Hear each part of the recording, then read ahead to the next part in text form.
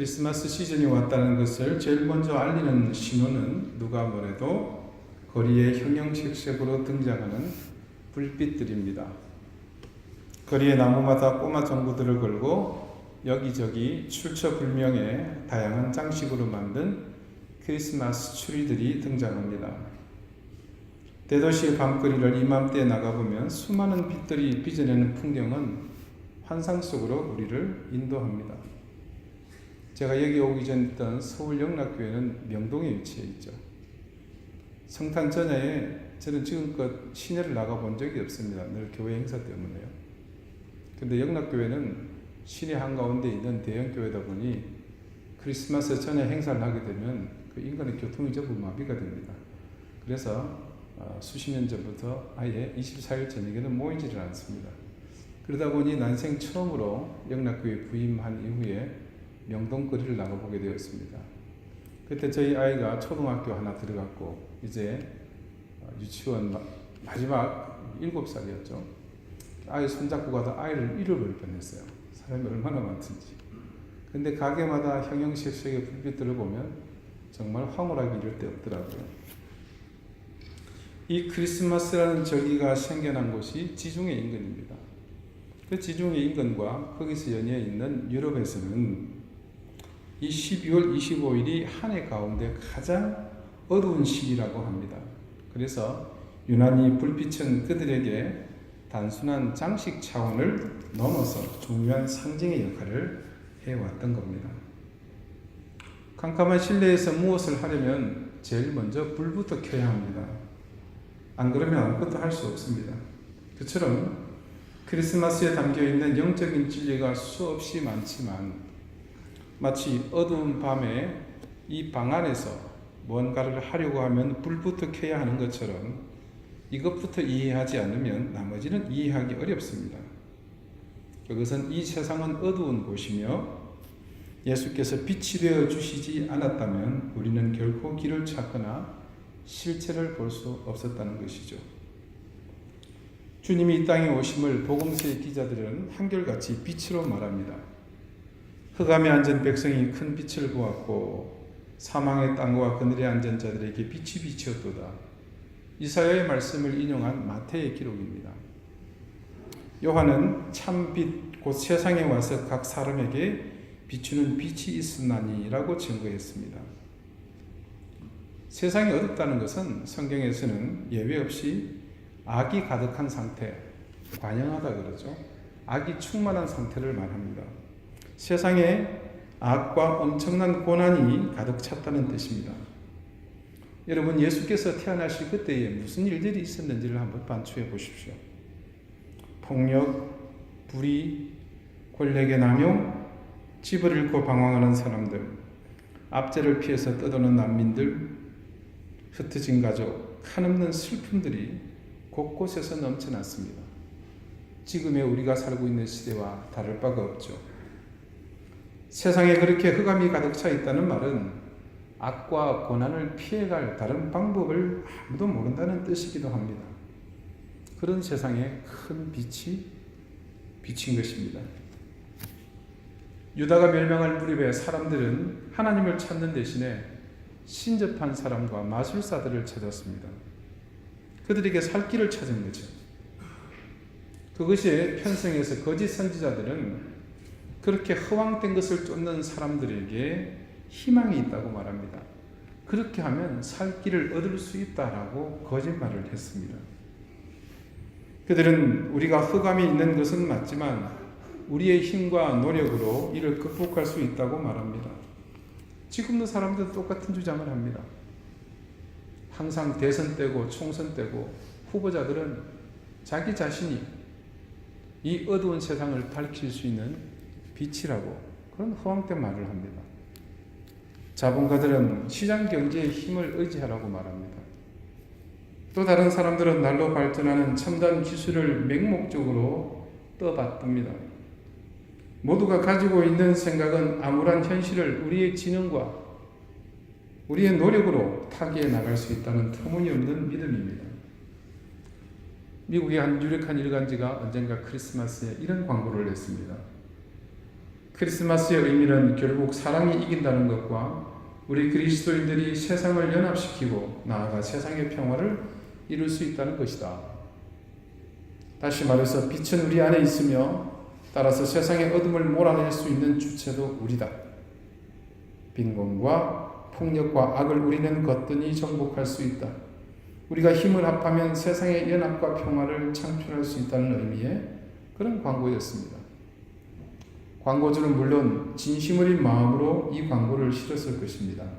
하지만 크리스마스의 메시지는 우리가 세상의 연합과 평화를 이룰 수 있다는 것이 아닙니다.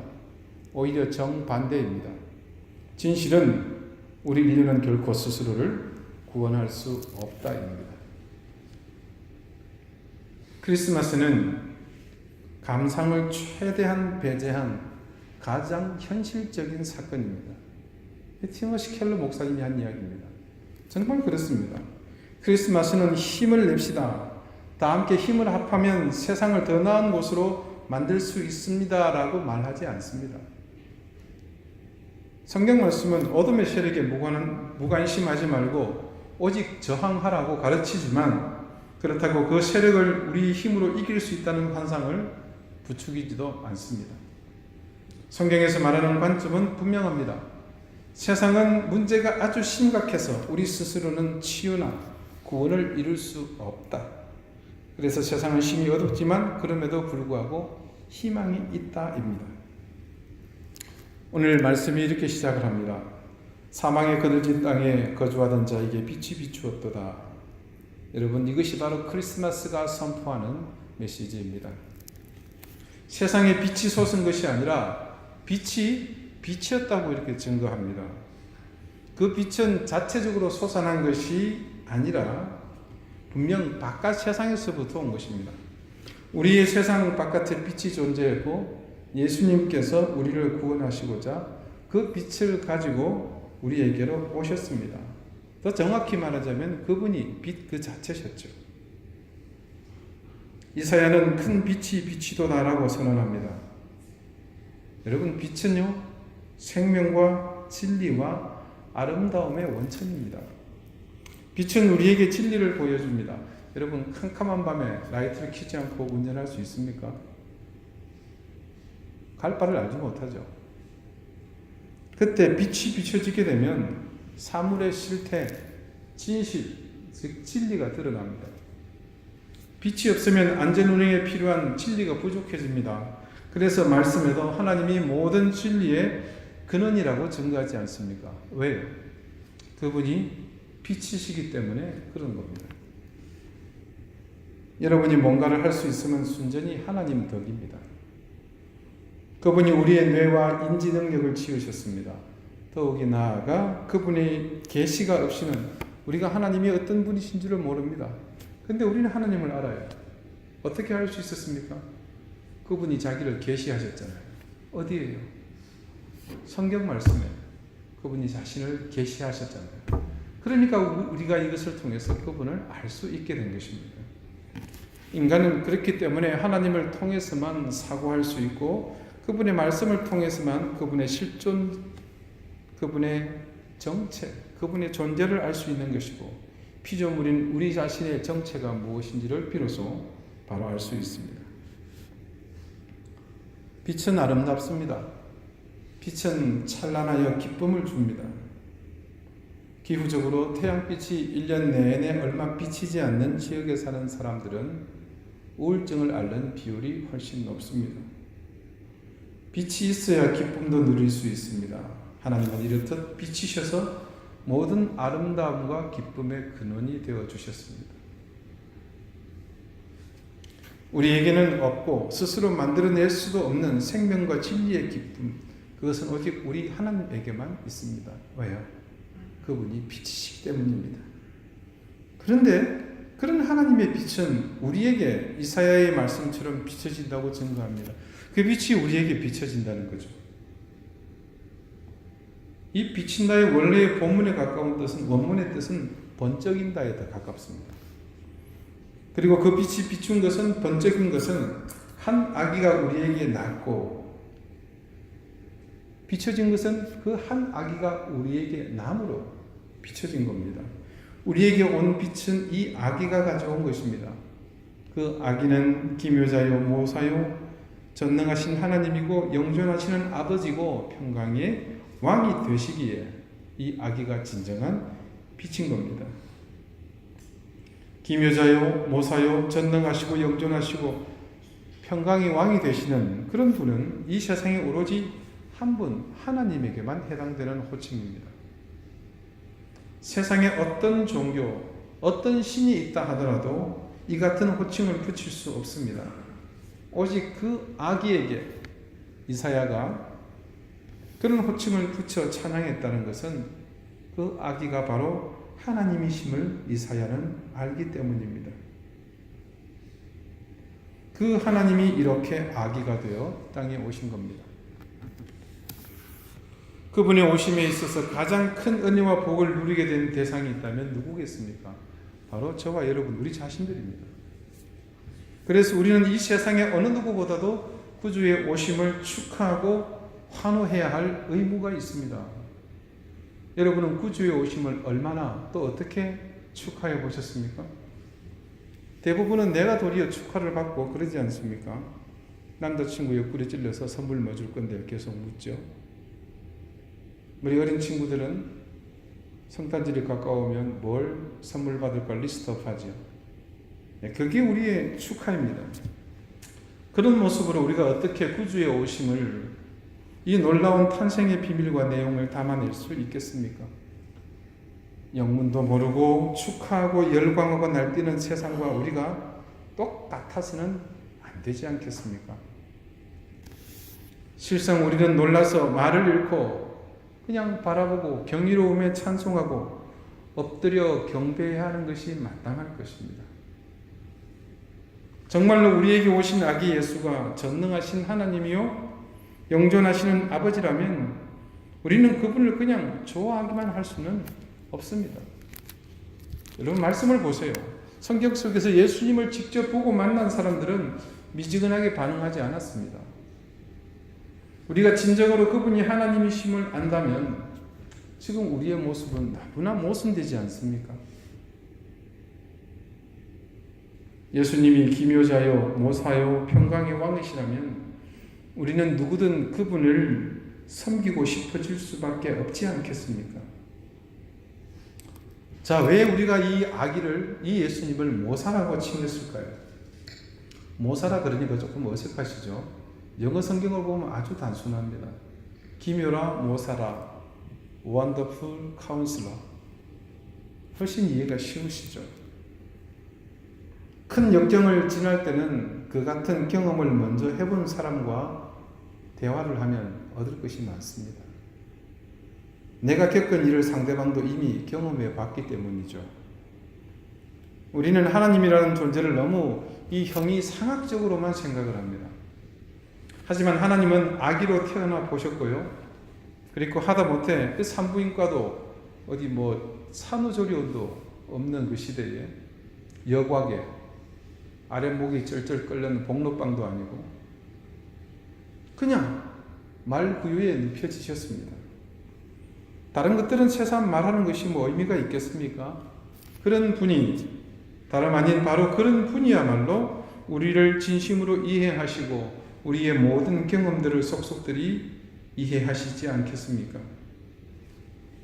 다른 종교는 어떤 신이라도 이런 주장을 내놓을 수조차 없습니다. 어떤 종교도 이렇게 말하지 않거니와 그들이 감히 흉내도 내지 못하는 일들을 하나님은 겪으셔야만 했습니다. 그분 스스로 고생을 겪으시면서 용기를 내셔야 했습니다. 친구들에게 버림받고 억울하게 고문당하다 죽는다는 것이 무엇인지 그분은 잘 아십니다. 크리스마스는 그런 의미에서 여러분이 겪는 일을 그분도 아신다는 것을 의미합니다. 영국의 한 수필가가요, 하나님이 인간이 되어 오신 이 성탄의 의미, 성육신의 의미를 이같이 표현했습니다. 성육신이란 어떤 이유로든 하나님이 우리를 넘어지도록, 고생하도록, 슬픔과 죽음을 당하도록 그냥 놔두시기로 하셨다는 뜻이다.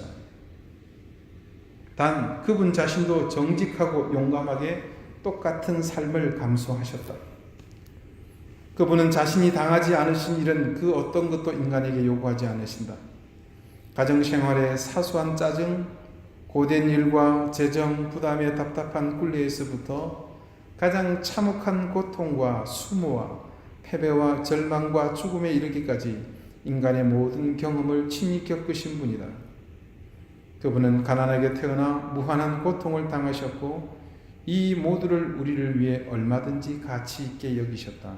여러분 얼마나 가슴에 새겨지는 말씀입니까? 기가 막힌 고백이죠.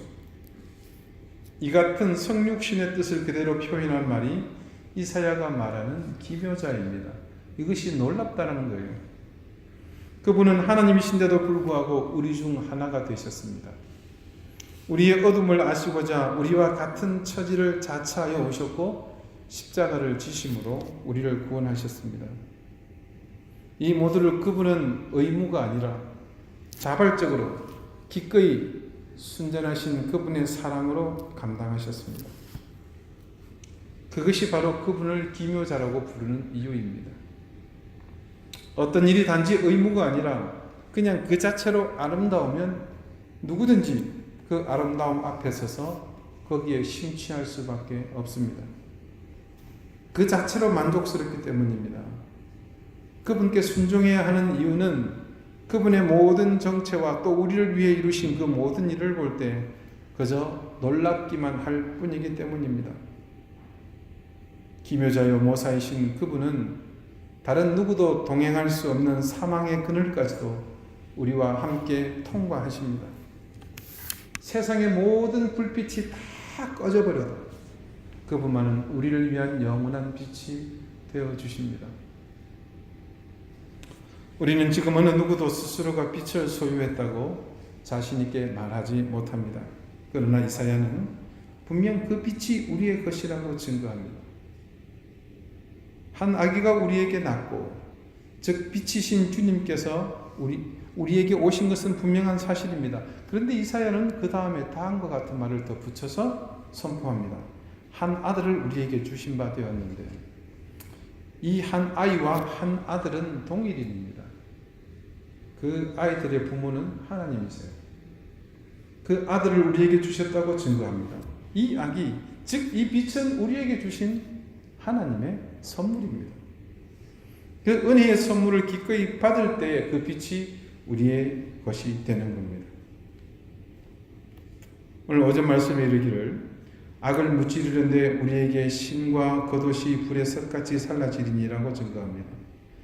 악을 물리치려면 복장을 갖추고 제대로 붙어야 되는데 악과 맞서기 위해서 필요한 신이며 겉옷은 갑옷을 일컫는 것입니다. 그게 불에 석같이 지프로 엮어놓은 것 같이 불에 당겨지면 살라지는 것처럼 그렇게 살라진다고 합니다. 무슨 말이겠습니까? 내가 못 싸운다는 거죠. 누군가 대신해서 나를 위해 싸운다는 것입니다. 주님은 우리의 모든 것을 대신하시는 분이십니다. 그 대신하심은 마지막 우리의 목숨으로 갚아야 할 그 죄값마저도 자신이 피를 흘리시고 생명을 내어주심으로 대신해 주셨습니다. 그렇게 우리의 도덕적인 노력, 선행을 의지하지 말고 예수님께서 대신 치르시고 이루신 그 일을 우리가 신뢰하는 겁니다. 그것만으로 족한 것입니다. 그렇게 할 때 하나님은 우리를 용서해 주시고 받아주시고 우리 안에 성령을 보내서 속속들이 우리를 새롭게 하십니다. 이 위대한 선물은 놀랍게도 아무런 대가 없이 우리에게 거저 주어지는 것입니다. 정말 선물입니다. 그것은 새 생명과 진리와 아름다움을 두루 갖추고 우리에게 번쩍하고 비치는 빛입니다.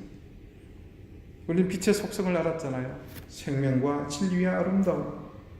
우리가 그것을 받으려면 그것이 나에게 과분한 은혜임을 인정하는 길밖에 없습니다.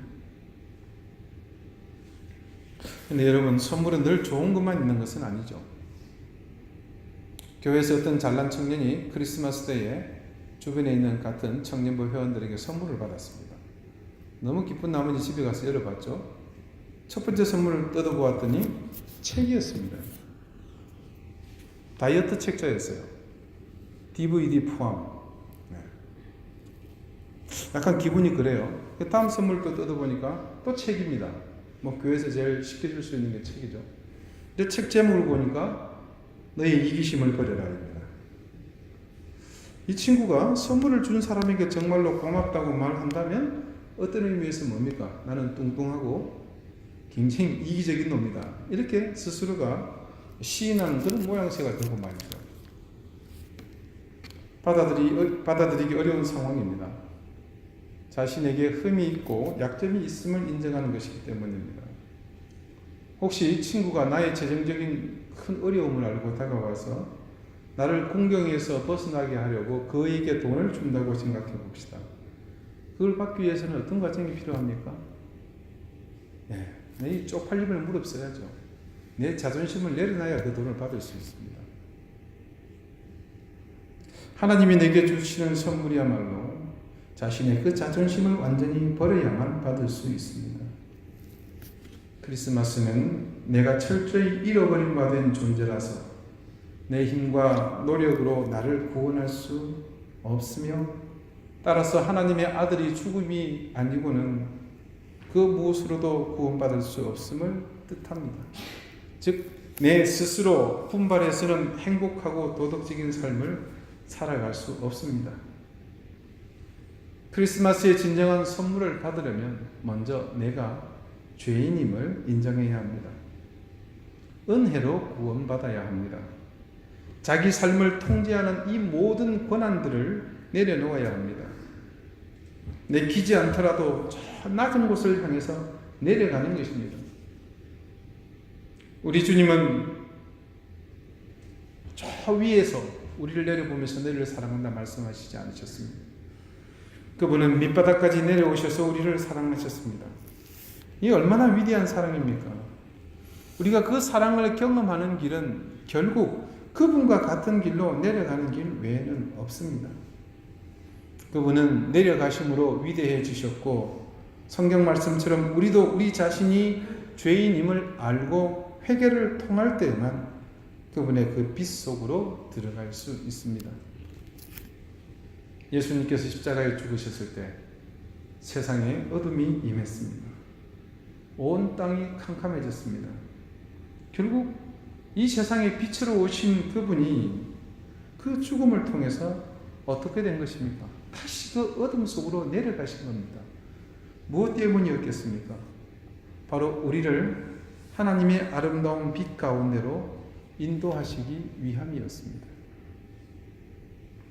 사랑하는 여러분, 이제 우리 앞에 다가오는 이 성탄의 아침에 하나님께서 주시는 약속을 이해하려면 분명 이 사실을 먼저 깨닫게 되기를 바랍니다.